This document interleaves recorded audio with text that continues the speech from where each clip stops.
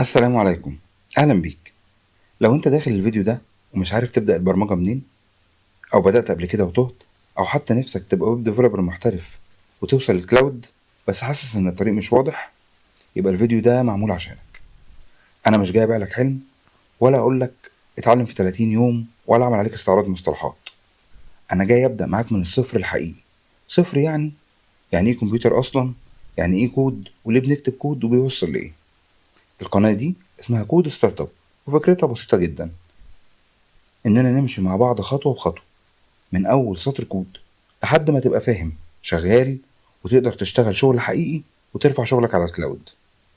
مش هنقف بقى عند HTML وخلاص أو جافا سكريبت وخلاص، لأ، هنفهم الويب شغال ازاي، الباك اند يعني ايه، السيرفر يعني ايه، يعني ايه ديفوبس، وازاي كل ده بيتوصل ببعضه في الآخر، من غير تعقيد، من غير حشو، من غير افتراض انك فاهم حاجة قبل ما نبدأ.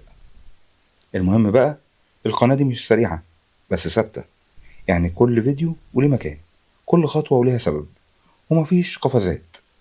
لو التزمت ووصلت معايا هتطلع فاهم انت بتعمل ايه، مش مجرد بتقلد.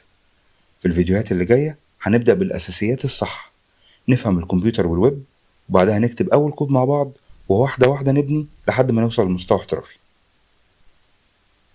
لو ده اللي انت محتاجه، اشترك في القناة وخليك معايا من البداية، ودي كانت أول خطوة، ويلا بينا نبدأ صح.